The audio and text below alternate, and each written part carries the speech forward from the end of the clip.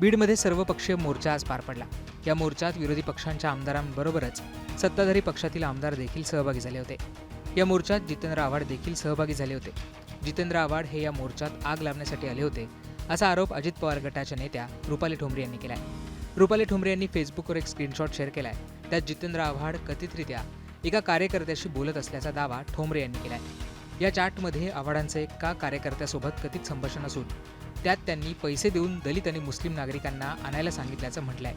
रुपाली ठोंबरे यांनी या स्क्रीनशॉटसोबत सरपंच देशमुख हत्या प्रकरणात कुटुंबाला न्याय देण्यासाठी आले होते की आग लावण्यासाठी आले होते जितेंद्र भाऊ आव्हाड, उत्तर द्या जितेंद्र भाऊ, असं कॅप्शन दिलंय।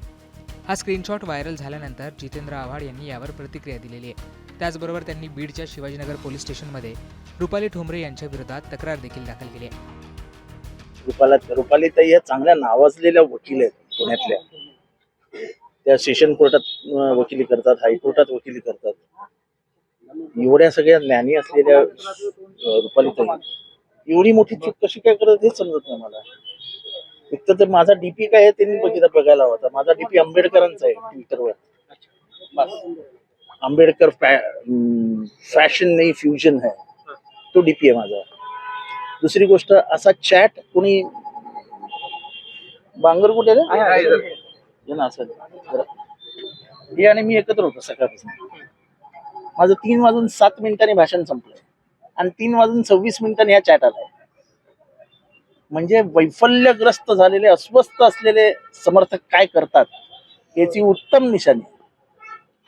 आणि मग कसं म्हणता तुम्ही की धनंजय मुंडेंच्या मागे आम्ही काय नाही, आम्हाला काही हे नाही करायचं। अख्खी टीम कामाला लागलीये, त्या टीमच्या मेंबर झाल्या हो। वाईट याचं वाटतं, इतक्या ज्ञानी बुद्धिवान वकिली करतात, एवढी छोट्या अशा कळत नाही की हे फॉरवर्ड मेसेजेस वगैरे अडचणीत येतात। होणार काही नाही, आम्हाला माहिती पोलीस यंत्रणा काही करणार नाही, पण आम्ही सत्य परेशान होऊ शकतो, पराजित नाही। आम्ही येऊन केस नोंदवली। आता माझं एवढंच आव्हान आहे की हिंमत असेल तर माझा चॅट हा ओरिजिनल आहे हे त्या वकिलांनी सिद्ध करून दाखवावं। एकतर मी राजीनामा देईन, नाही तर त्यांनी माफी मागण्याची तयारी। टायमिंग आहे बरोबर ना, ते सगळं टायमिंग मिळून लगेच निघतं।